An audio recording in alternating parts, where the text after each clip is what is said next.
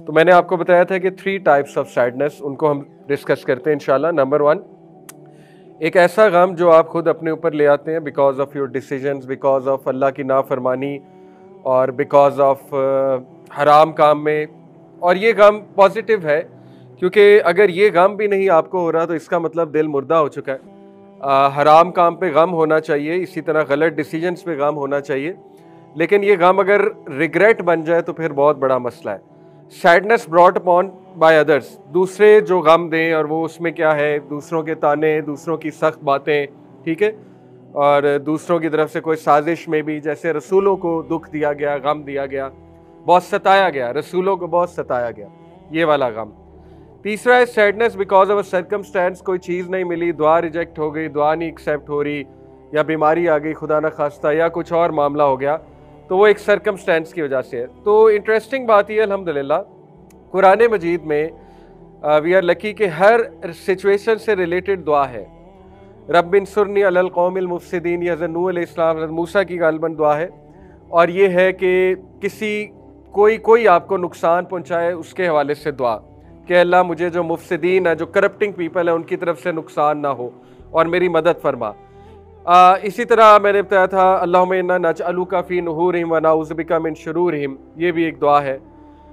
इस तरह ये जो हज़रत अय्यूब अलैहिस्सलाम की दुआ है, रब्बहु अन्नी मस्सनी शैतानु बिनुस्बिन व अज़ाब, कि अल्लाह शैतान ने मुझे हार्डशिप में मुब्तला किया हुआ है, टॉर्मेंट में मुब्तला किया हुआ है। तो ये भी दुआ देखे किसी के हवाले से कि शैतान जब बहुत ज़्यादा इंसान को टॉर्मेंट करे। इसी तरह अन्नी मसनी ज़ुर्र व अंता अरहमुर राहिमीन, ये एक सर्कमस्टेंस के हवाले से है, गम बिकॉज ऑफ अ सर्कमस्टेंस। रब्बी इन्नी ज़लमतु नफ्सी फ़ग़फ़िरली, मैंने आपको बताया था हर दुआ के पीछे एक इमोशन है।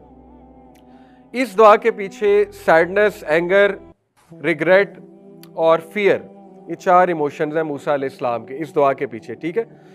तो कई बार ऐसी सिचुएशन ज़िंदगी में आती हैं जब हमें रिग्रेट भी होता है क्योंकि कसूर हमारा होता है, या कोई सिली मिस्टेक हो गई होती है, और हमें गुस्सा भी होता है उस सिली मिस्टेक का, ठीक है, लेकिन हमें दुख भी बहुत ज़्यादा होता है ये हुई क्यों, और हमें जो है वो फियर भी होता है कि अब इसका आउटकम बहुत नेगेटिव आएगा।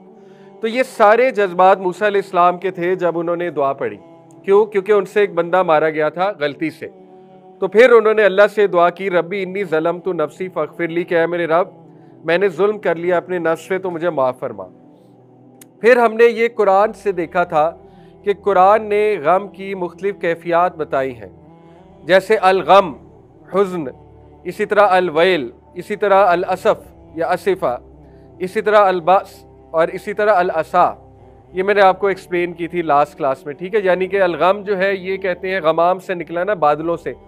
गम एक ऐसी कैफियत है, एक ऐसा गम है, उर्दू में अगर गम की बात करें, ये एक ऐसा गम है, एक ऐसी सैडनेस है कि जब ऊपर काले बादल छाए हों और इंसान को लगे कि डूम और ग्लूमी फीलिंग है।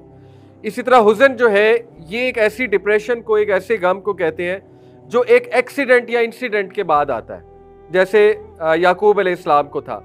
अल-वैल कहते हैं एक ऐसी कैफियत को गम की कि इंसान अपने आप को बदबख्त समझे और अपने आप को डूम्ड समझे कि मैं तबाह हूँ बस अब।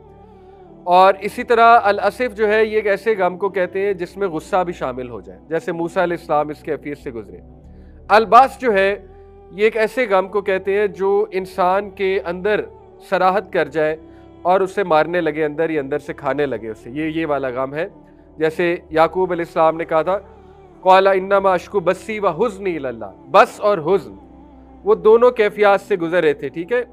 जो याकूब अलैहिस्सलाम है, बस से भी गुजर रहे थे, हुज़्न से भी गुजर रहे थे। इसी तरह अल-असा एक ऐसे गम और रिग्रेट को कहते हैं ओवर एन अपॉर्चुनिटी लॉस्ट, कि कोई अपॉर्चुनिटी आई उससे फ़ायदा नहीं उठाया, अब वो अपॉर्चुनिटी चली गई तो उस अपॉर्चुनिटी पर गम करना। तो कुरान मजीद ने देखें इंसानी इमोशंस को बहुत वाज़े किया है अल्हम्दुलिल्लाह।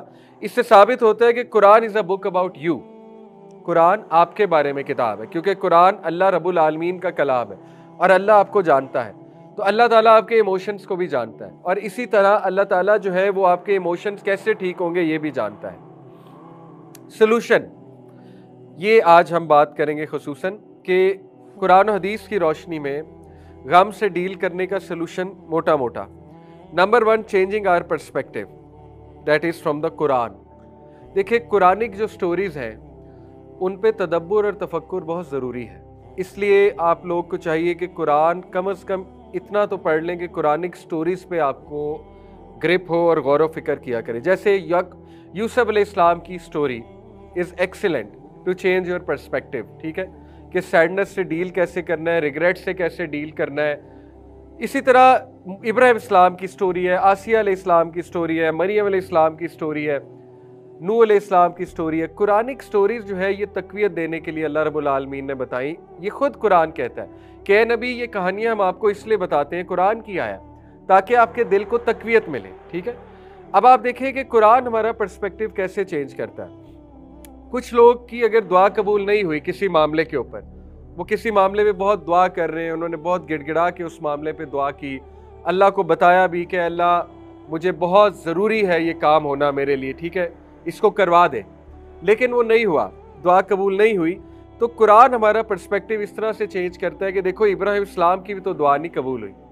इब्राहिम अलैहिस्सलाम जो है उन्होंने अपने अब्बा के बारे में कितनी दुआ की होगी, और उनको दावत देने से पहले हर बार दुआ करते होंगे इब्राहिम अलैहिस्सलाम, लेकिन उनकी दुआ कबूल नहीं हुई। तो इब्राहिम इस्लाम के सामने मैं और आप क्या है? पहली तो बात, वी आर अ नोबॉडी। अगर इब्राहिम इस्लाम की दुआ नहीं कबूल हुई तो मैं और आप क्या हैं? हमारी दुआ क्यों कबूल हो? पहली तो बात ये है, ठीक है। यानी हमने ऐसा क्या किया अल्लाह के लिए कि हमारी दुआ कबूल होनी चाहिए, या हम ऐसे कौन से अल्लाह के बहुत प्यारे हैं कि हमारी दुआ कबूल होनी चाहिए? ये एक पर्सपेक्टिव है, सख्त पर्सपेक्टिव है। लेकिन चले दूसरे पर्सपेक्टिव की तरह आते हैं। दूसरा ये है कि ज़रूरी नहीं आपकी दुआ ना कबूल हो तो आप एक अच्छे इंसान नहीं हैं, या आप एक अल्लाह ताला आपको पसंद नहीं करता, क्योंकि बड़े बड़े प्यारे लोगों की दुआ नहीं कबूल हुई। आप देखें हज़रत फ़ातिमा रज़ियल्लाहु अन्हा ने नबी सल्लल्लाहु अलैहि वसल्लम के लिए दुआ की होगी ना, अल्लाह मेरे अब्बा को सेहत दे दे। जब नबी सल्लम शदीद अलील होंगे, बीमार होंगे लास्ट फ्यू डेज़ में, हज़रत फ़ातिमा ने दुआ की होगी, लेकिन अल्लाह का क्या फ़ैसला था कि नहीं, अपने हबीब को अल्लाह ने अपने पास बुलाना है। तो इसका क्या मतलब है? हज़रत फ़ातिमा की खुदा न खास्ता कोई कहे जी दुआ नहीं कबूल हुई। बात असल में ये कि प्यारों की दुआ भी अल्लाह ताला जैसे चाहता है कबूल करता है। हाँ, नबी सल्लल्लाहु अलैहि वसल्लम ने ओहद से पहले कितनी दुआ की होगी फॉर अ क्लियर विक्ट्री, कि अल्लाह क्लियर विक्ट्री मिल जाए ओहद से पहले। लेकिन हमें पता है ओहद में कितना नुकसान हुआ। हज़रत हमज़ा उनको शहीद किया गया, मुसअब बिन उमैर को शहीद किया गया, अच्छा खासा नुकसान हुआ। तो इसका क्या मतलब है कि अल्लाह प्यारों की दुआएं, ज़रूरी नहीं हर एक की दुआ पूरी हो जाए दुनिया में ही, क्योंकि अक्सर अल्लाह दुआएं रद्द करता है इस दुनिया की और उनको सेव कर लेता है आखिरत के लिए, फॉर अ ज़ाहिर है बेटर अपॉर्चुनिटी। दूसरा, अल्लाह जब आपकी दुनिया में कोई दुआ कबूल ना करे, एविडेंटली, वैसे तो दुआ हमें पता है कबूल होती है, आखिरत के लिए सेव हो जाएगी, लेकिन लेट से कि दुनिया में नहीं हुई कबूल, तो ये अल्लाह का तरीका है आपकी आखिरत के साथ एफिलिएशन बनाने का। अगर आपको सब कुछ मिल जाए जो आप मांग रहे हैं दुनिया में, तो मेरा नहीं ख्याल no one will look up to जन्ना, कोई भी जन्ना को लुक अप टू नहीं करेगा, क्योंकि वो कहेगा दुनिया ही जन्नत बन गई, हर चीज़ यही मिली जा रही है, तो फिर शायद वो एफर्ट भी ना करे जन्नत के लिए इतना। लेकिन अगर किसी को यहाँ कुछ नहीं मिला तो फिर वो लुक अप टू करेगा जन्नत को कि चलो जन्नत में मिल जाएगा। अगर यहाँ पे बहुत मेरी मुश्किल ज़िंदगी है तो चलो अल्लाह ताला वहाँ पे बहुत आसानियाँ दे देगा, ठीक है। तो इसी तरह मैंने अभी एक हदीस पढ़ी, मैदान हशर का टॉपिक बहरिया टाउन में वो चल रहा है इसी क्लास में, इंशाल्लाह हम ये शुरू करेंगे रमज़ान के बाद। तो उसमें एक हदीस है मैदान हशर के टॉपिक के हवाले से कि अल्लाह ताला एक गरीब इंसान का हिसाब लेगा। वो पूरा एक चैप्टर है किताब का कि आसान हिसाब किन लोगों का होगा क़यामत वाले दिन। आप हैरान हो जाएंगे, अल्लाह ताला एक गरीब इंसान को बुलाएगा जो गरीब था, जिसने इतने पैसे नहीं कमाए दुनिया में। वो गरीब इंसान अल्लाह को कहेगा, यानी आप देखें कि वो बाकायदा अल्लाह रब्बुल आलमीन से अपनी कह ले बेचारगी वाज़े करेगा कि अल्लाह दुनिया में मैं गरीब था, मैंने आपके लिए मुश्किलात झेली, यानी मुझे इतनी आसाइशें नहीं थी, मैंने आपके लिए बर्दाश्त किया है। अल्लाह ताला उसे जवाब में कहेंगे कि ऐ मेरे बंदे, इसीलिए आज तेरा हिसाब आसान होगा और इसीलिए तू अमीर लोगों से पहले जन्नत में एंटर होगा। आई थिंक 500 साल पहले गरीब बंदा अमीर से जन्नत में एंटर होगा, ठीक है। आप देखें कितना खूबसूरत पर्सपेक्टिव है। आज हम जिस सोसाइटी में रह रहे हैं, आप देखें हमारे व्लॉगर्स क्या सिखा रहे हैं कि गुर्बत एक लानत है, गुर्बत जो है वो एक तुम्हारा कसूर है अगर तुम गरीब हो। आपने देखा है ऐसे ललकारते हैं वो कि if you are born poor it's not your fault, if you die poor it's your fault. अब ठीक है, ओके, एक जुमला है, जनरल जुमला, लेकिन इस जुमले के पीछे कितना मटीरियलिज्म है। और फिर सिंगर्स इस तरह की एल्बम निकालते हैं, गेट रिच और डाई ट्राइंग, कि या तो अमीर बन जाओ या फिर die, just die a death as a poor. तो कुरान तो ये पर्सपेक्टिव बताता है गरीब लोग पहले जन्नत में जाएंगे, गुरबा को तो कितना ज्यादा एज है, क़यामत वाले दिन उनका हिसाब भी आसान होगा। ठीक है, इसका ये मतलब नहीं एफर्ट ना की जाए, इसका ये मतलब नहीं गरीब ही बंदा कहे जी मैं गरीब हूँ मैं गरीब ही रहूंगा। भाई आप एफर्ट अपनी करो, लेकिन एफर्ट के बावजूद भी अगर यू आर नॉट सक्सेसफुल, आपका बिजनेस नहीं चल रहा, आपको कोई लेट से अच्छी जॉब इतनी नहीं मिल रही, तो फिर समझ जाओ कि एफर्ट के बावजूद अगर मेरा मामला नहीं हो रहा है तो मैं कितना कॉम्प्रोमाइज़ कर सकता हूँ। अब देखिए, इसी चीज़ को लेके, गुर्बत को लेके, गुर्बत से डर के लोग बाहर भी जाना चाहते हैं, कोई हर्ज नहीं है एज पर रूल। देखिए, मुस्लिम कंट्री में जाया जा सकता है, मिडल ईस्ट में जाया जा सकता है, कोई हर्ज नहीं। लेकिन लेट से कनाडा, यूके शिफ्ट होना चाहते हैं लोग, अमेरिका जाना चाहते हैं, सबसे ज़्यादा कनाडा और ऑस्ट्रेलिया जाना चाहते हैं, तो they should better do a research कि वहाँ जाकर कहीं मेरा ईमान ना चला जाए। यानी वहाँ पे आपकी जमात की नमाजें कैसे होंगी, न्यूजीलैंड जाके, कनाडा जाके, या तो कोई ऐसी सिटी चूज़ करें जहाँ पे मसाजिद करीब है, कोई ऐसी कम्युनिटी चूज़ करें। ठीक है, अदरवाइज आपको जमात से नमाजें तो नहीं मिलने वाली। कनाडा या न्यूजीलैंड या ऑस्ट्रेलिया ये लाहौर तो नहीं है जहाँ हर मोहल्ले में मस्जिद हो। ठीक है, वहाँ तो दूर दराज मसाजिद होती हैं। मैं अपने कई दोस्तों को जानता हूँ जो खुद ये रोते हैं, कहते हैं कि हम अरसा हो गया जमात से नमाज पढ़े। वेस्ट में वो नमाजें कैसे पढ़ते हैं, जोड़ के, ये भी टाइम नहीं मिलता वक्त पे नमाज का, इतनी फास्ट लाइफ है वहाँ पे। तो ये कैसी सेक्रीफाइस है, ये कैसी दुनिया कमाना है कि नमाज ही नहीं पढ़ी जमात से कभी। ठीक है, तो ये चीज़ें, हमारा दीन हमारा पर्सपेक्टिव चेंज करता है। बाकी कोई हर्ज नहीं है, बंदा अपने इनकम को बढ़ाना चाहता है, इस्लाम इसकी इजाज़त देता है, हाथ पैर मारो, बिजनेस करो इंशाल्लाह। मैं पॉइंट ये बता रहा हूँ कि बिजनेस के बावजूद भी इफ इट्स नॉट वर्किंग तो फिर घबराने की बात नहीं है। लेट से आपने गरीब ही रहना है तो बस ठीक है, रहना है, फिर क़यामत वाले दिन हिसाब अच्छा होगा, अल्हम्दुलिल्लाह, ये तो अच्छी बात है। ठीक है, तो ये आज की नस्ल को need of the hour lessons है। आजकल मटीरियलिज्म इतना फैल चुका है कि मर्दों में भी बहुत मटीरियलिज्म आ चुका है, औरतों में भी बहुत मटीरियलिज्म आ चुका है, और घरों में बहुत फ्रस्ट्रेशन पाई जाती है इस चीज़ को लेके। अक्सर ऐसे होता है, the man is trying his best to do good, to avail opportunities for finance, वो देख रहा है, हाथ पैर हिला रहा है, उसके बावजूद नहीं हो रहा तो नहीं हो रहा। लेकिन ख़वातीन की तरफ से बहुत प्रेशर आता है, क्यों नहीं हो रहा, वो देखे वो तो ये इस तरह लाइफस्टाइल गुजार रहे हैं, वो देखे वो कपड़े कैसे पहनते हैं, वो देखे उनके पास बहुत कंपैरिजन होता है, आपको पता है। तो कुरान हमारा पर्सपेक्टिव चेंज करता है। ये गम हमने खुद अपने पर हावी किया हुआ है। कैसे, आप देखें कि हमने जो है वो वांट को नीड्स बना लिया, कि जो चीज़ें चाहिए हैं उनको ज़रूरियात बना लिया। ठीक है, यानी ख्वाहिशात को ज़रूरियात बना लिया, तो इस वजह से सैडनेस और डिप्रेशन हमें ज़्यादा होती है। देखिए, ज़रूरी नहीं है कि आप एक ख़ास ब्रांड के कपड़े पहने, this is just a wish, अगर पूरी हो जाती है पूरी होती है, नहीं होती तो ये कोई ज़रूरियात में से नहीं है। तो कुरान हमारा पर्सपेक्टिव चेंज करता है कि देखो, आप जो है वो ज़रूरियात पर फोकस करो कि ज़रूरी क्या है ज़िंदा रहने के लिए, और बस उतना आप गुजर बसर करो इंशाल्लाह ताला। तो ये पहला सलूशन है, changing our perspective from the Quran. साबित क्या हुआ, कुरान के साथ कनेक्ट रहना बहुत ज़रूरी है सैडनेस को क्योर करने के लिए। ठीक है, लेकिन कुरान के साथ कनेक्ट रहने से मतलब क्या है, कुरान पे तदब्बुर, कुरान पे गौर व फिक्र इंशाल्लाह। ठीक है, नंबर 2, रिजॉल्विंग कॉन्फ्लिक्ट्स। इससे क्या मुराद है कि आपके अंदर जो कॉन्फ्लिक्ट्स चल रहे हैं, जो जिद्दोजहद चल रही है, जो एक पूरी जंग चल रही है, उसको रिजॉल्व करना, किस तरह से रिजॉल्व करना। कई सैडनेस इंसान ने खुद अपने ऊपर मुसल्लत की होती है, उनकी सोर्स कोई नहीं होती, वो हमने खुद अपने ऊपर ओवर थिंकिंग की वजह से मुसल्लत कर ली होती है। तो उसको रिजॉल्व करें बैठ के, उसको लिखें और या किसी से बातचीत करें। ठीक है, और उसके सोल्यूशन की तरफ आएँ, होप ओरिएंटेड थिंकिंग की तरफ आएँ। जैसे होप ओरिएंटेड थिंकिंग मैंने आपको बताया है, उसमें पाथवे थिंकिंग, एजेंसी थिंकिंग होती है, लास्ट क्लास में एक्सप्लेन किया था। ठीक है, प्री ऑर्डेनमेंट बहुत ज़बरदस्त सोल्यूशन है। कद्र, तकदीर, मैंने आपको शायद बताया था, जिक्र किया था, वो जो हज़रत आदम अलैहिस्सलाम का वाक़या है, मूसा अलैहिस्सलाम से जो कन्वर्सेशन हुई थी उनकी आलम बरज़ख में। तो मूसा अलैहिस्सलाम ने हज़रत आदम से पूछा था कि आपने उस दरख्त से क्यों खाया।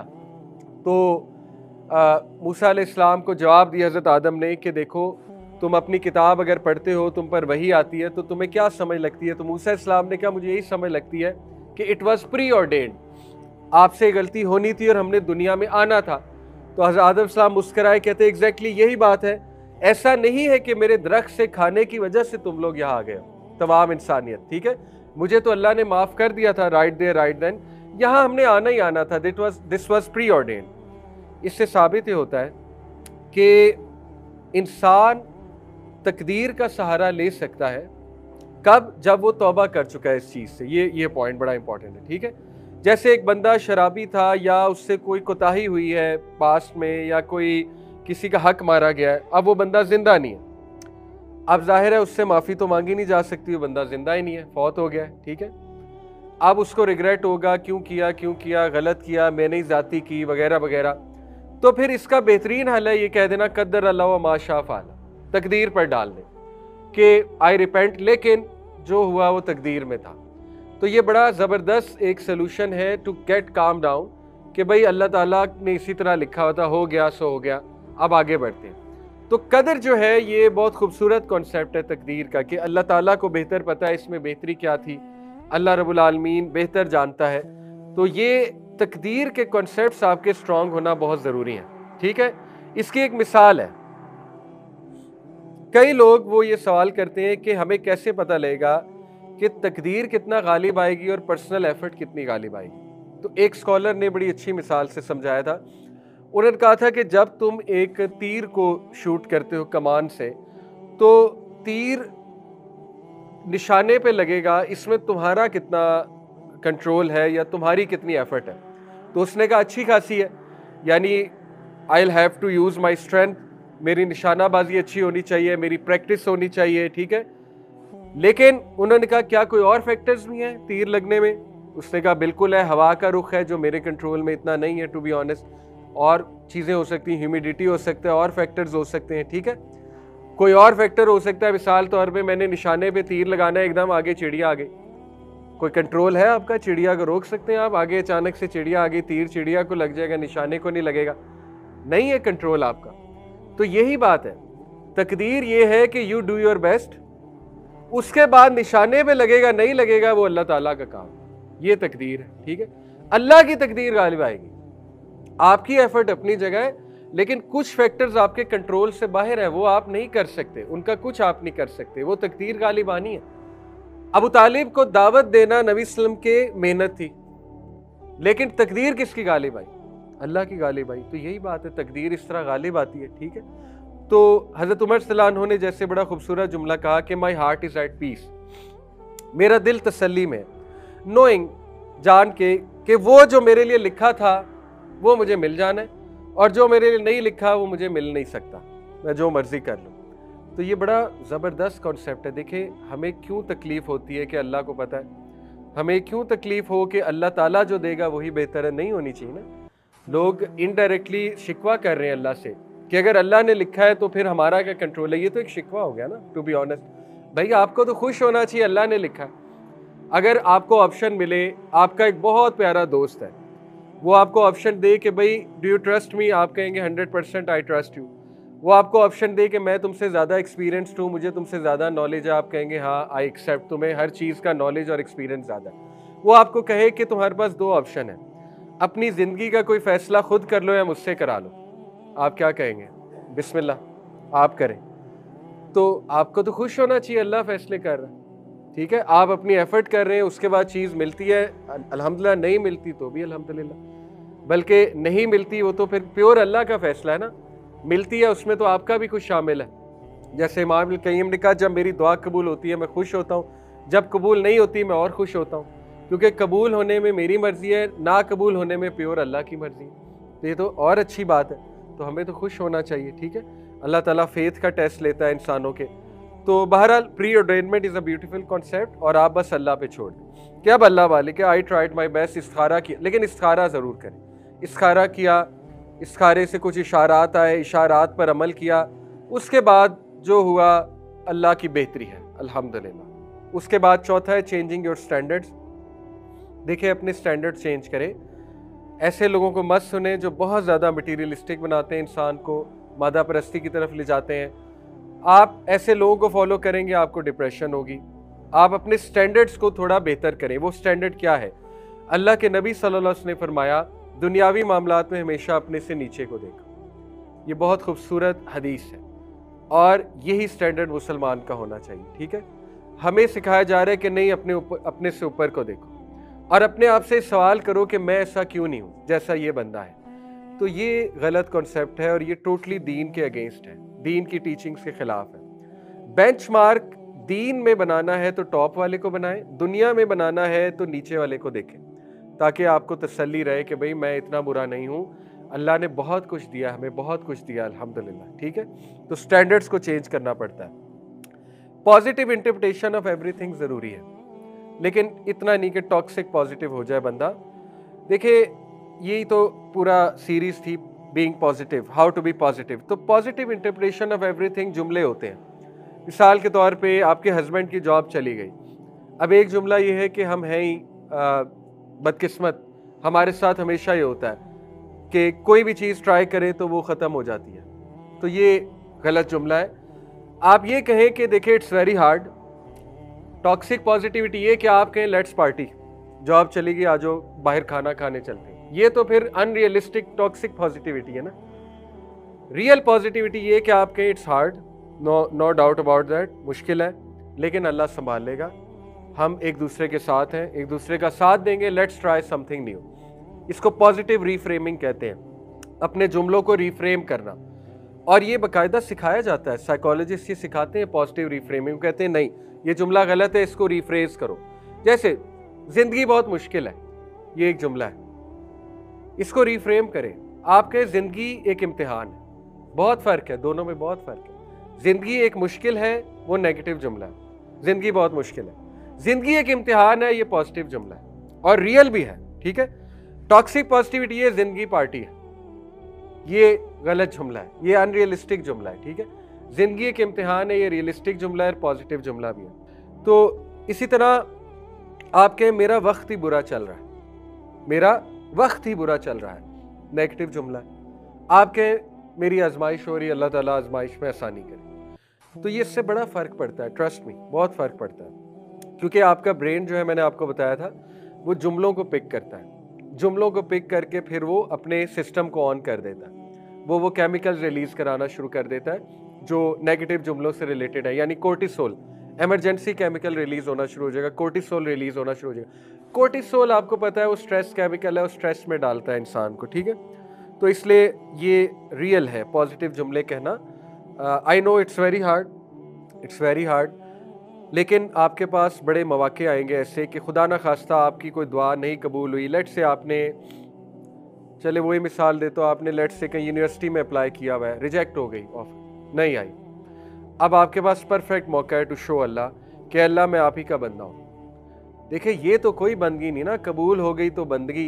ये तो कुरान में सूरह हज में अल्लाह ने कहा कि लोगों में से कुछ ऐसे हैं जो अल्लाह की इबादत करते हैं किनारे पे खड़े होकर, सुभान Allah. If good reaches them they are happy, but if some शर, if some test comes from us, they turn back on their faces, तो वो मुंह फेर लेते हैं हमसे।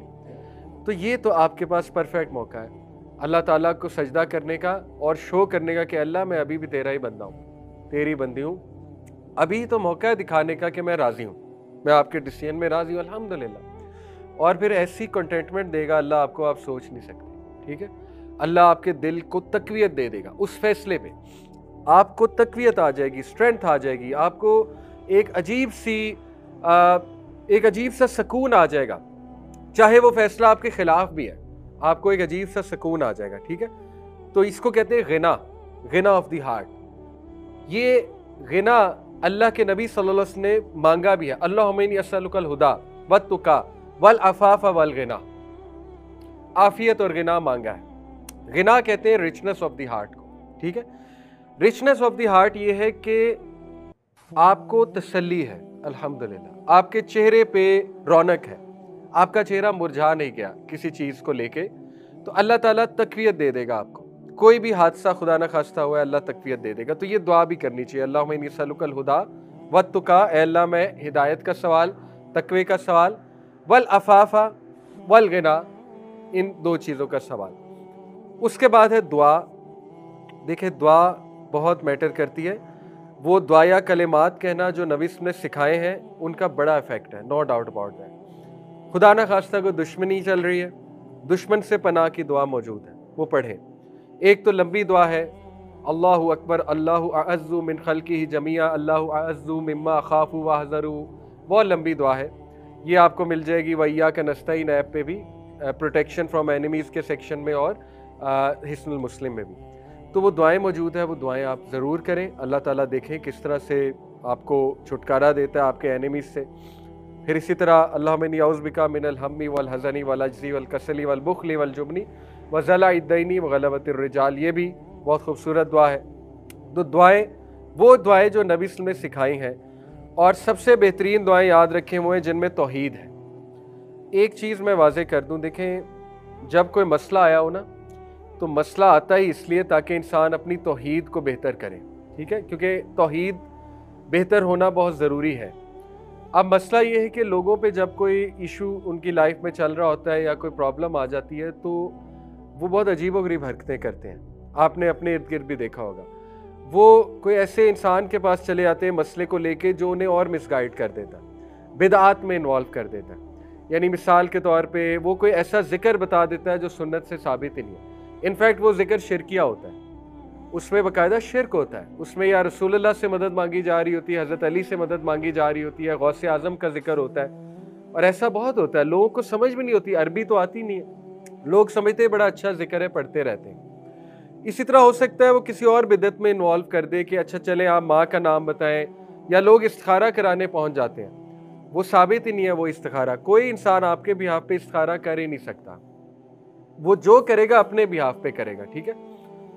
तो लोग इस्तिखारा कराते हैं और वो बंदे की बात मान लेते हैं, वो कहते हैं कि ये चीज़ आपके लिए सही नहीं है। तो ये भी देखें ना, फिर अल्लाह पे तवक्कल कहा है, फिर आप उस शख्स पे बिलीव कर रहे हैं, उसके इस्तिखारे पे बिलीव कर रहे हैं। इसी तरह लोग तावीज़ पहन लेते हैं, तावीज़ बड़े ख़तरनाक होते हैं, आपको पता है, उन्हें खोल कर देखा जाए तो वो उसमें तो न्यूमरोलॉजी होती है पूरी।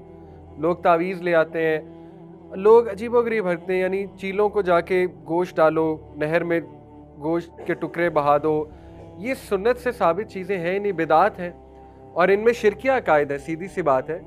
तो मेक श्योर कि जब आप किसी गम से गुजरे अपनी तौहीद स्ट्रॉन्ग करें। जितनी आपकी तौहीद स्ट्रॉन्ग होगी मसला हल होने के ज़्यादा चांसेस। तो हमारे यहाँ आपको पता है हमारी सोसाइटी में स्पेशली ख़वातीन में ये चीज़ें बहुत पाई जाती हैं, ज़ईफ़ुल एतकादी की वजह से, कि वो बहुत ज़्यादा दूसरों की बातों में आके बिदआत में लग जाती हैं और कुछ शिरकिया अकायद का भी शिकार हो जाती हैं, और मर्दों में भी है, लेकिन ये ख़वातीन में ज़्यादा देखा गया।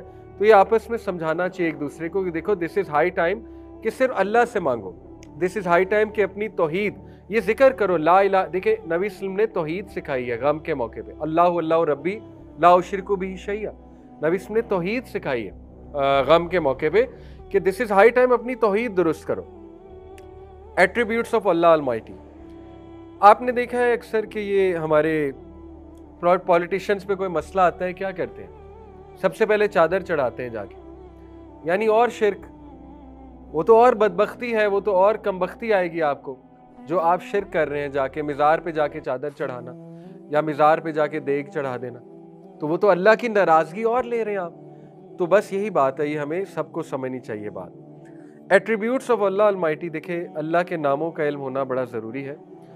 कई लोग हैं, एक किताब है अल्लाह के नाम, अब्दुल मन्नान साहब हैं, शेख अब्दुल मन्नान, मिल जाएगी वो किताब इजीली आपको, उर्दू बाज़ार से मिल जाएगी, ये अपना बुक शॉप से मिल जाएगी, किसी भी इस्लामिक बुक शॉप से, ऑथेंटिक इस्लामिक बुक शॉप से।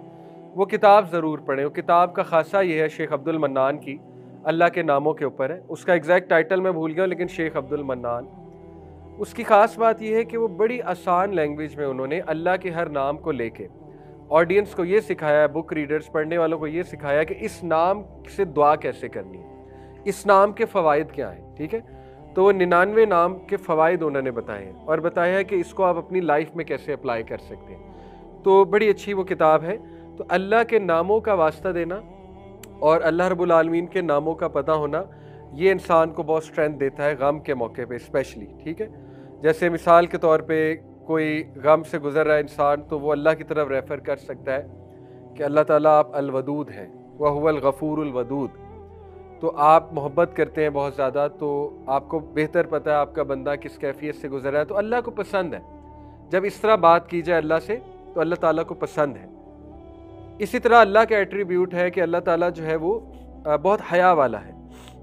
अल्लाह ताला खाली हाथ नहीं लौटाता। तो ये वास्ता दिया जा सकता है अल्लाह को कि अल्लाह बहुत हया वाले हैं। और आपने ख़ुद कहा हदीस कुदसी में कि मैं, यानी हदीस है नबी वसल्लम की, कि अल्लाह ताला को हया आती है अपने बंदे को खाली हाथ लौटाते हैं। तो ये वास्ते अल्लाह को दिए जा सकते हैं। साबित हुआ अल्लाह के एट्रीब्यूट्स पे का पता होना बड़ा ज़रूरी है। देखिए अल्लाह ताला स्माइल्स, अल्लाह लाफ्स, ये भी अल्लाह का एट्रीब्यूट है।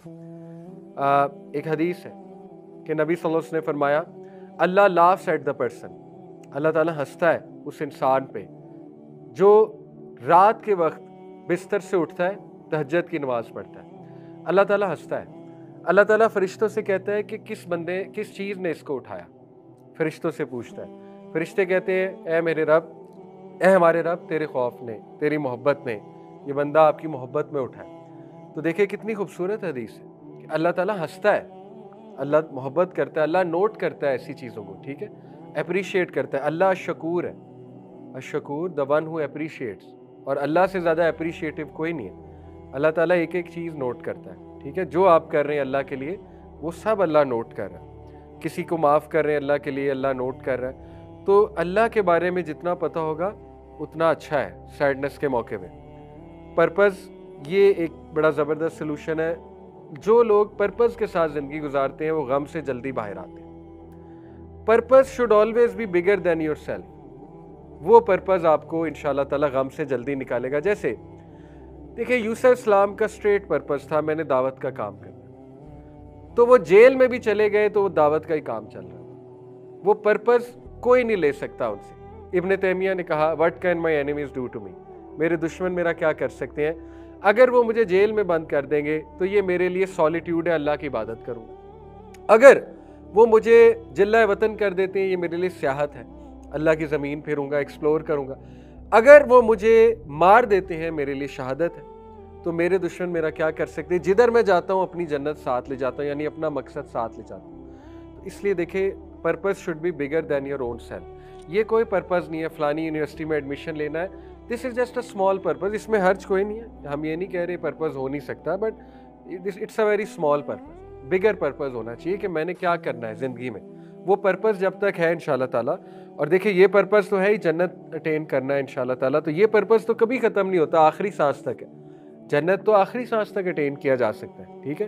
तो बिगर पर्पज़ पे नज़र हो तो इंसान जल्दी अल्हम्दुलिल्लाह बाहर आ जाता है डिप्रेशन से। पर्पज़ नहीं रुकना चाहिए, जो आपका पर्पज़ है वो चलते रहना चाहिए। अल्लाह रास्ते निकालेगा, अल्लाह ताला खुद आपको दिखाएगा कि जो बंदा कैसे हो सकता है, जो बंदा मेरे रास्ते में निकला है। लेकिन पॉइंट इज़ कि थोड़ा सा अपने से बड़ा मकसद रखना चाहिए ज़िंदगी का, ठीक है, ताकि वो मकसद ज़िंदा रहे और इंशाल्लाह ताला इंसान आगे बढ़ता रहे।